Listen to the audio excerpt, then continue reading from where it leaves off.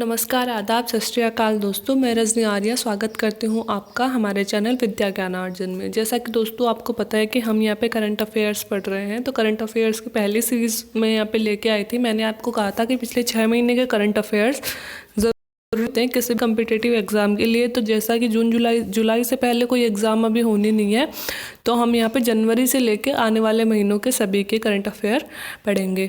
तो जनवरी के current affair अपन पढ़ रहे थे, और जनवरी के करंट अफेयर में एक पिछला वीडियो मैंने बनाया था, और ये सेकंड वीडियो होगा। तो लगभग 50-55 क्वेश्चंस मैं करवाऊंगी दोनों वीडियोस मिला के। उम्मीद है कि आपको लास्ट वीडियो के क्वेश्चंस पसंद आएंगे। रिवाइज़ करते रहना दोस्तों, हर महीने के बहुत इंपॉर्टेंट करंट अफेयर मैं आपके लिए लेके आ रही हूँ। लगभग 6 महीने के करंट अफेयर अगर आप मेरे साथ कंप्लीट कर लोगे तो वादा करती हूँ कि आपका ये नेशनल जीके किसी भी एग्ज़ाम में आपकी गलत नहीं होगी, ठीक है। तो दोस्तों आज का वीडियो शुरू करने से पहले हम देख लेते हैं एक बार पिछले वीडियो में मेरी मतलब 1-2 मुझे लगा कि शायद मैंने कुछ गलत बताया है, तो वो मैं आपको थोड़ा सा इम्प्रूव करवाना चाहती हूँ। एक तो मैंने आरपीएफ की full form railway police force बताई थी दोस्तों, तो उसकी full form railway police force नहीं होती है, रेलवे प्रोटेक्शन फोर्स होती है। वो मेरा टंग स्लिप हो गया था, तो गलती से मुँह से पुलिस फोर्स निकल गया, ठीक है। और दूसरी स्टैचू ऑफ, मैंने क्या बोला था कि सरदार पटेल की सबसे ऊंची मूर्ति जो पिछले साल बनाई गई थी नर्मदा ज़िले में, वो कौन सी थी? Statue of unity, statue of liberty बोल दिया था दोस्तों मैंने। वो स्टैचू ऑफ यूनिटी है, स्टैचू ऑफ लिबर्टी नहीं है। स्टैचू ऑफ लिबर्टी तो दक्षिणी अमेरिका में है, ठीक है। तो सरदार पटेल की सबसे ऊँची जो मूर्ति है हमारे देश में, उसको स्टैचू ऑफ यूनिटी नाम दिया गया है, जो गुजरात के नर्मदा ज़िले में है और 182 मीटर ऊँची है। और जो अभी मैंने कल आपको क्वेश्चन कराया था वो है सरदार पटेल दूसरी ऊंची प्रतिमा, उसका अनावरण भी गुजरात में ही हुआ है और अहमदाबाद ज़िले में किया गया है। और एक दोस्तों मैंने नाडा की फुल फॉर्म आपको बताई थी, नेशनल एंटी डोपिंग एजेंसी।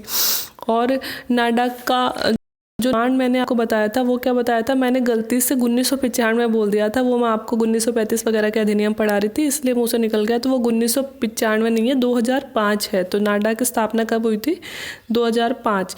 तो ये 1-2 छोटी सी मिस्टेक हो गई दोस्तों, मैं अपनी मिस्टेक एक्सेप्ट करती हूँ। इससे अच्छा कि आप मेरे से कुछ गलत सीखें, मैं अपनी मिस्टेक को एक्सेप्ट करके आपको वो चीज़ सही करा देती हूँ। मैं नहीं चाहती कि मुझसे पढ़ने वाला कोई भी बच्चा कुछ गलत बात सीखे, ठीक है, ताकि वो एग्ज़ाम में गलती करे और उसका उसे नुकसान भुगतना पड़े। इससे अच्छा कि मैं अपनी गलती स्वीकार करती हूँ कि हाँ मैंने 1-2 गलतियाँ कल के वीडियो में की थी, आगे से मैं ध्यान रखूँगी ऐसी कोई भी गलती किसी भी वीडियो में नहीं होगी। तो दोस्तों कंप्लीट करते हैं आज हम हमारे 50 क्वेश्चंस। तो पढ़ते हैं, आइए दोस्तों। देखो, किस देश के जनरल कासिम सुलेमानी को अमेरिका ने मार गिराया? कासिम सुलेमानी, जनरल का नाम है कासिम सुलेमानी। तो कौन से देश के जनरल थे ये? ईरान के जनरल थे दोस्तों, है ना। क्योंकि आपको वैसे भी पता है कि ईरान चलती रहती है ना। डोनाल्ड ट्रंप के आने के बाद में ईरान और अमेरिका के संबंध और भी ख़राब हो गए हैं। उससे पहले इसके संबंध फिर भी ठीक थे, लेकिन वर्तमान में ईरान के संबंध बहुत ही गलत मतलब ईरान और अमेरिका के संबंध बहुत ही ख़राब हो गए हैं, और वहाँ के जनरल कासिम सुलेमानी को अमेरिका ने मार गिराया है। तो दोस्तों ईरान के बारे में देख लेते हैं। ईरान की राजधानी है तेहरान, और ईरान की मुद्रा का नाम है दोस्तों ईरानियन रियाल, ठीक है। इतने से बेसिक न्यूज़ आप याद रखिएगा। अब देखते हैं किस राज्य के परिवहन निगम ने व्हाट्सएप दामिनी सेवा शुरू की है। देखो दोस्तों, दामिनी नाम हमने मतलब व्हाट्सएप दामिनी सेवा किसके लिए? एक तो पहले तो ये याद रखो कि यूपी ने शुरू की है। कौन से विभाग ने? यूपी के ने परिवहन विभाग ने। तो ये महिलाओं की सुरक्षाओं से संबंधित है दोस्तों ये सेवा, कि परिवहन के क्षेत्र में महिलाएं कहीं भी अकेली यात्रा करती हैं, जैसे बसों में CCTV कैमरा लगाना और स्पेशल महिलाओं की सीट रिजर्व करना, ये सब चीज़ें इसमें की गई हैं। तो दामिनी सेवा अगर कोई आपसे पूछे तो वह यूपी सरकार ने लॉन्च की है। किस सरकार ने CM ऐप लॉन्च किया है? तो CM ऐप किस सरकार ने लॉन्च किया है दोस्तों? CM ऐप हिमाचल प्रदेश सरकार ने लॉन्च किया है। तो CM ऐप थोड़ा डिफरेंट नाम है और इम्पोर्टेंट ऐप भी है, इसलिए मैंने यहाँ पे ये क्वेश्चन रखा है। तो हिमाचल प्रदेश सरकार ने यह लॉन्च किया है। तो हिमाचल प्रदेश की राजधानी क्या है दोस्तों? हिमाचल प्रदेश की राजधानी है शिमला, और हिमाचल प्रदेश के CM हैं जयराम ठाकुर, ठीक है। अब देखते हैं देश के किस शहर में डिफेंस एक्सपो 2020 हुआ है। किस शहर में डिफेंस एक्सपो 2020 हुआ है दोस्तों? लखनऊ में हुआ है डिफेंस एक्सपो 2020। और लखनऊ कहाँ की राजधानी है? लखनऊ यूपी की राजधानी है। और यूपी के सीएम, जैसा कि आप सबको पता है, कल भी मैंने बताया था, योगी आदित्यनाथ है। अब आप सोच रहे होंगे कि ये डिफेंस एक्सपो क्या होता है दोस्तों। पहली बात तो ये याद रखना कि जो इस बार ये लखनऊ में डिफेंस एक्सपो हुआ था, ये इसका 11वां संस्करण था। कौन सा संस्करण था? 11वां संस्करण था। और डिफेंस एक्सपो दोस्तों हमारी एयर इंडिया के द्वारा आयोजित करवाया जाता है। एयर इंडिया अपनी शक्ति का प्रदर्शन करती है एक तरह से, कि एयर इंडिया में क्या क्या नई टेक्निक आई, किस तरह के यंत्र बन रहे हैं, ये इन सब चीज़ों की एक प्रदर्शनी लगती है, उसे बोलते हैं। बड़ा इंपॉर्टेंट हो जाता है। लखनऊ में हुआ है इस बार डिफेंस एक्सपो, ठीक है। अब विश्व ब्रेल दिवस कब मनाया जाता है? 4 जनवरी को विश्व ब्रेल दिवस मनाया जाता है दोस्तों। ब्रेल दिवस क्यों मनाया जाता है? लुइस ब्रेल नामक व्यक्ति थे जिन्होंने ब्रेल लिपि की निर्माण किया था। और ब्रेल लिपि किसके लिए होती है दोस्तों? नेत्रहीनों के लिए होती है। और इन्हीं लुइस ब्रेल का जन्मदिन था 4 जनवरी को, और इन्हीं की याद में 4 जनवरी को ब्रेल दिवस मनाया जाता है, ठीक है। अब दोस्तों एक बार आपको मैं जनवरी महीने के मुख्य जो दिवस हैं वो यहाँ पे पढ़ा देती हूँ। तो थोड़ा सा एग्ज़ाम आप लिख लेना कहीं पे, ताकि आपके याद हो जाए। देखो दोस्तों, 1 जनवरी को है DRDO दिवस। कौन सा दिवस है? DRDO दिवस। फिर 4 जनवरी को आता है ब्रेल दिवस। 1 जनवरी को कौन सा है? DRDO दिवस, ठीक है। 4 जनवरी को मैंने आपको पढ़ा दिया, ब्रेल दिवस आता है। अब 9 जनवरी को पिछले वीडियो में हमने पढ़ा था, प्रवासी भारतीय दिवस आता है। कौन सा? प्रवासी भारतीय दिवस आता है 9 जनवरी को, ठीक है। 9 जनवरी के बाद में 15 जनवरी को दोस्तों भारतीय थल सेना दिवस आता है। कौन सा? 15 जनवरी को आता है थल सेना दिवस, भारतीय थल सेना दिवस, ठीक है।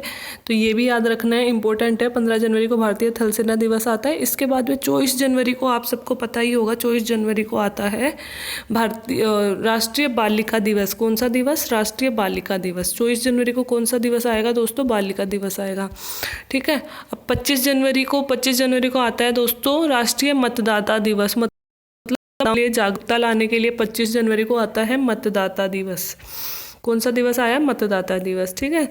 और 26 जनवरी को आपको सबको पता है हमारा गणतंत्र दिवस है। और 30 जनवरी को राष्ट्रीय शहीद दिवस बनाया जाता है गांधी जी की याद में, ठीक है। तो ये इंपॉर्टेंट दिवस हैं दोस्तों। देखो एक बार कॉपी साइड में, मोबाइल साइड में करके वैसे रिवाइज कर लेते हैं दोस्तों।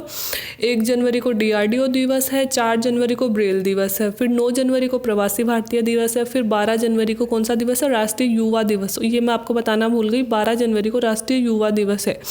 स्वामी विवेकानंद जयंती होती है दोस्तों इस वक्त। 15 जनवरी को भारतीय थल सेना दिवस होता है। और 24 जनवरी को राष्ट्रीय बालिका दिवस होता है। 25 जनवरी को कौन सा? भारतीय मतदाता दिवस होता है। 26 जनवरी को गणतंत्र दिवस होता है। और 30 जनवरी को शहीद दिवस होता है। चलिए आगे पढ़ते हैं। CAA के विरोध में प्रस्ताव पास करने वाला भारत का पहला राज्य कौन सा बना? तो केरल भारत का पहला राज्य है जिसने CAA के विरोध में प्रस्ताव पास किया है। अब आप ये सोच रहे होंगे CAA क्या है? मोस्टली लोगों को पता भी होगा, क्योंकि CAA के विरोध में भारत में बहुत सारे आंदोलन अभी हुए हैं, फिलहाल में हो भी रहे थे कोरोना के आने से पहले तक। तो CAA की फुल फॉर्म है सिटीजनशिप अमेंडमेंट एक्ट। क्या है?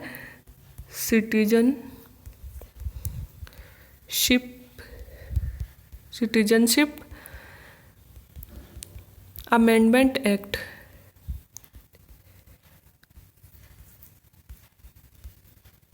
सिटीजनशिप अमेंडमेंट एक्ट होता है दोस्तों। हिंदी में इसकी फुल फॉर्म होती है नागरिकता संशोधन कानून, ठीक है। तो नागरिकता संशोधन कानून में जो बदलाव किए गए थे, जो नया कानून लाया गया था, उसके विरोध में भारत में बहुत सारे विरोध भी हुए थे, ठीक है। और अब केरल है, केरल की राजधानी क्या है? तिरुवनंतपुरम, ठीक है। अब दृष्टिहीनों के लिए मनी ऐप लॉन्च करने किसने किया है? देखो दोस्तों, नाम है MANI, मनी ऐप। इम्पोर्टेंट है दोस्तों, तो इसीलिए बोला है मैंने। RBI ने लॉन्च किया है मनी ऐप। अब RBI की फुल क्या है? हमारा सबसे बड़ा बैंक जो है वो RBI बैंक है। RBI को बैंकों का बैंक भी बोलते हैं। तो RBI की फुल फॉर्म है रिजर्व बैंक ऑफ इंडिया, ठीक है। RBI के वर्तमान गवर्नर कौन है? शक्तिकांत दास। RBI का हेडक्वार्टर कहाँ है? मुंबई में। और आरबीआई की स्थापना कब की गई थी दोस्तों? आरबीआई की स्थापना की गई थी 1 अप्रैल 1935 को। 1 अप्रैल 1935 को। तो आरबीआई के फुल फॉर्म है reserve bank of India, headquarter है मुंबई में, स्थापना की गई थी 1 अप्रैल 1935 को और वर्तमान में गवर्नर है शक्तिकांत दास। तो ये जो मनी ऐप है वो आरबीआई ने लॉन्च किया है। अगला क्वेश्चन देखते हैं दोस्तों, लोकमान्य तिलक राष्ट्रीय पत्रकारिता पुरस्कार कौन सा? लोकमान्य तिलक राष्ट्रीय पत्रकारिता पुरस्कार किससे दिया गया इस बार का? तो ये संजय गुप्ता को दिया गया है दोस्तों। तो संजय गुप्ता, अब नाम से पता चल रहा है कि ये किस क्षेत्र में दिया जाता है? पत्रकारिता के क्षेत्र में। इसमें खुद में लिखा हुआ है पत्रकारिता के क्षेत्र में दिया जाता है, ठीक है। संजय गुप्ता को दिया गया है। अब संजय गुप्ता कौन है? संजय गुप्ता दैनिक जागरण नाम से जो पेपर आता है उसके संपादक है। दैनिक भास्कर नहीं दोस्तों, दैनिक जागरण, दैनिक जागरण नाम से जो पेपर आता है उसके संपादक हैं, तो उनको दिया गया है लोकमान्य तिलक राष्ट्रीय पत्रकारिता पुरस्कार, ठीक है। भारत के किस शहर में स्वचालित कार पार्किंग का उद्घाटन हुआ है? नई दिल्ली में हुआ है। हमारी राजधानी है दोस्तों नई दिल्ली। नई दिल्ली में सबसे पहले देश की स्वचालित कार पार्किंग का उद्घाटन हुआ है। अब कौन सा शहर खेलो इंडिया यूनिवर्सिटी गेम्स में पहले संस्करण की मेजबानी करेगा? खेलो इंडिया यूनिवर्सिटी गेम्स देश में पहली बार हो रहे हैं और इनकी मेजबानी कौन कर रहा है? भुवनेश्वर कर रहा है। और भुवनेश्वर उड़ीसा में स्थित है दोस्तों। उड़ीसा की राजधानी है भुवनेश्वर, ठीक है। और उड़ीसा के सीएम कौन है? नवीन पटनायक। कौन है? नवीन पटनायक। और उड़ीसा की राजधानी है भुवनेश्वर, ठीक है। श्रम आयुक्त नियुक्त किए गए हैं अभी, तो ये कौन है? एन तिरुमाला नाइक। एन तिरुमाला नाइक, ठीक है। भारत ने किस ई कॉमर्स कंपनी के साथ में समझौता किया है? तो भारत ने अभी फ्लिपकार्ट ई कॉमर्स कंपनी के साथ में समझौता किया है। देखो दोस्तों, ये फ्लिपकार्ट है, ये इंडिया की ही ई कॉमर्स कंपनी है। इसका हेडक्वार्टर बेंगलुरु में है और इसकी स्थापना की थी सचिन बंसल और बिनी बंसल ने मिला के की थी, है ना। तो फ्लिपकार्ट भारत की ई कॉमर्स कंपनी है, हेडक्वार्टर बेंगलुरु में है और सचिन बंसल और बिनी बंसल ने इसकी स्थापना करी थी। राष्ट्रीय हरित वाहिनी योजना को किस राज्य में शुरू किया गया है? हरित वाहिनी योजना किस राज्य में शुरू किया गया है दोस्तों? जम्मू कश्मीर में। जम्मू कश्मीर को वर्तमान में हमारा केंद्र शासित प्रदेश बनाया गया है। तो याद रखना, जम्मू कश्मीर में अगर कोई भी योजना अगर लॉन्च हो रही है तो वो सारे देश के लिए इम्पोर्टेंट हो जाती है, इसलिए ये यहाँ पे मैंने रखा है। विश्व पुस्तक मेले का 28वां संस्करण कहाँ पे हुआ है? नई दिल्ली में। देखो दोस्तों, ये जो बुक फेयर है ये हर साल नई दिल्ली में लगता है और हर साल नई दिल्ली के प्रगति मैदान में लगता है। अगर का मौका मिले तो प्लीज़ ज़रूर जाना, वहाँ पे बहुत अच्छी अच्छी बुक्स होती है, लेकिन उनकी रेट थोड़ी ज़्यादा होती है। तो अगर बुक्स वहाँ पे ना खरीदें, केवल आप देखने के लिए, और बुकों का जो भी बुक लवर होते हैं उनके लिए बहुत अच्छी जगह होती है। अंटार्कटिका की सर्वोच्च चोटी पर चढ़ने वाली सबसे कम उम्र की महिला कौन बनी है? अंटार्कटिका की सर्वोच्च चोटी पर चढ़ने वाली सबसे कम उम्र की महिला बनी है मालवत पूर्णा। कौन बनी है? मालवत पूर्णा। अब देखो दोस्तों, अंटार्कटिका 5वां सबसे बड़ा महाद्वीप है हमारे संसार का, ठीक है। और यहाँ की सबसे ऊंची चोटी है माउंट विंसन। कौन सी है दोस्तों? Mount Vinson. यह अंटार्कटिका की सर्वोच्च चोटी है और इस सर्वोच्च चोटी पर चढ़ने वाली कौन बनी है? मालवत पूर्णा, ठीक है। अब है ग्लोबल बिहार एक्सीलेंस अवार्ड किसे दिया गया है? ग्लोबल बिहार अवार्ड किसे गया? 2019 का पीयूष जायसवाल को दिया गया है दोस्तों। ये पीयूष जायसवाल कौन है? ये पीयूष जायसवाल ने सामाजिक कार्यों में, महिला सशक्तिकरण में, कला और संस्कृति के क्षेत्र में बहुत योगदान दिया है, इसलिए इनको यह पुरस्कार दिया गया है। किस राज्य में लाई हारा ओबा पर्व शुरू किया गया है? लाई हारा ओबा पर्व, देखो दोस्तों नाम से पता चल रहा है थोड़ा अजीब टाइप का नाम है। तो अजीब टाइप के नाम मोस्टली जनजातियों में ही होते हैं, और जनजाति मोस्टली कहाँ पाई जाती है? उत्तरी पूर्वी भारत में ही पाई जाती है जनजाति ज़्यादा। तो उत्तरी पूर्वी भारत का ही कोई राज्य होना चाहिए, तो इसमें है त्रिपुरा। लाई हारा ओबा पर्व किस देश के ओलंपिक संघ ने 2022, यहाँ पे 20 नहीं है दोस्तों, ये 2022 है, 2022 के राष्ट्रमंडल खेलों के बहिष्कार का निर्णय वापस ले लिया है। पहले उसने बहिष्कार का निर्णय किया था, अब उन्होंने बहिष्कार का निर्णय वापस ले लिया है। तो यह देश है दोस्तों भारत। भारत ने पहले 2022 के ओलंपिक संघ, भारत के ओलंपिक संघ ने पहले 2022 में जो राष्ट्रमंडल खेल मतलब कॉमनवेल्थ गेम होने वाले हैं उनका बहिष्कार किया था, लेकिन अब बहिष्कार वापस ले लिया। तो ये बहिष्कार क्यों किया था भारत क्योंकि राष्ट्रमंडल खेलों में ना निशानेबाजी को हटा दिया गया है और भारत निशानेबाजी में बहुत आगे है, क्योंकि हर साल भारत गोल्ड मेडल और सिल्वर या फिर कुछ ना कुछ ब्रोंज ये निशानेबाजी में लेके ही आता है। और अब इसमें क्या किया गया है, निशानेबाजी को हटा दिया गया है। तो भारत इसका प्रोटेस्ट दिखा रहा था, इसलिए भारत ने इसका विरोध किया था। लेकिन फिर भारत ने अब निर्णय वापस क्यों ले लिया है, फिर से भारत ने यह बयान दिया है कि हम 2022 के राष्ट्रमंडल खेलों में सम्मिलित हो रहे हैं, क्योंकि एक तो सिर्फ निशानेबाजी की वजह से हम बाकी हमारे और प्लेयर हैं उनको इग्नोर नहीं कर सकते। और दूसरा फिर भारत ने कहा है कि हम 2026 में या फिर 2030 में पुनः इसकी दावेदारी रखेंगे, मतलब पुनः राष्ट्रमंडल खेल अपने देश में करवाने के लिए मतलब दावेदारी जो लेते हैं वो लेंगे। तो फिर इस समय इसकी भरपाई हो जाएगी। इससे पहले हमारे देश में 2010 में हुए हैं दोस्तों कॉमनवेल्थ गेम। हर साल 4 सालों से कॉमनवेल्थ गेम होते हैं, 2010 में हुए हैं और भारत बोल रहा है कि या तो 2036 में या 2030 में हम कॉमनवेल्थ गेम्स वापस भारत में करवाने के लिए दावेदारी पेश करेंगे। इसलिए भारत और फिर पेश करेंगे तो क्या होता है दोस्तों, जिस भी देश में कॉमनवेल्थ गेम होते हैं ना, मोस्टली ऐसा ही देखा जाता है कि वो देश बहुत ज़्यादा मेडल जीतता है उस टाइम पे, है ना, क्योंकि एक अपने देश की मिट्टी की एक ताकत होती है जो वहाँ के प्लेयर्स में होती है। हम क्रिकेट में भी देखते हैं कि अगर हमारी टीम का कोई मैच अगर हमारे देश में है तो मतलब 70% संभावना हो जाती है कि वही देश जीतेगा। तो ऐसा ही कुछ होता है। तो इसलिए भारत ने कहा कि उस वक्त इसकी भरपाई हो जाएगी। निशानेबाजी की वजह से हम जो मतलब कम ला पाएंगे मेडल, तो उस वक्त हम ये सब मेडल ले लेंगे। अब FCI के अनुसार भारत में सबसे बड़ा वन क्षेत्र कौन सा है, मतलब कौन सा राज्य है जिसमें सबसे ज़्यादा वन है, तो कौन सा है वो मध्य प्रदेश है दोस्तों। मध्य प्रदेश में सबसे ज़्यादा वन है। और FCI की फुल फॉर्म क्या होती है, फॉरेस्ट सर्वे ऑफ इंडिया, ठीक है, फॉरेस्ट सर्वे ऑफ इंडिया। और FCI हर साल प्रत्येक 2 साल से अपनी रिपोर्ट पेश करती है, वनों के लिए अपनी रिपोर्ट पेश करती है दोस्तों ये। राष्ट्रीय चिकित्सा आयोग का पहला अध्यक्ष कौन बना है, सुरेश चंद्र शर्मा। किस शहर में अटल कैंटीन का शुभारंभ किया गया है, करनाल हरियाणा में दोस्तों अटल कैंटीन का शुभारंभ किया गया है। हरियाणा की राजधानी क्या है दोस्तों, हरियाणा की राजधानी है चंडीगढ़। और हरियाणा के CM कौन है दोस्तों, हरियाणा के CM है मनोहर लाल खट्टर। कौन है, मनोहर लाल खट्टर, ठीक है। आगे चलते हैं।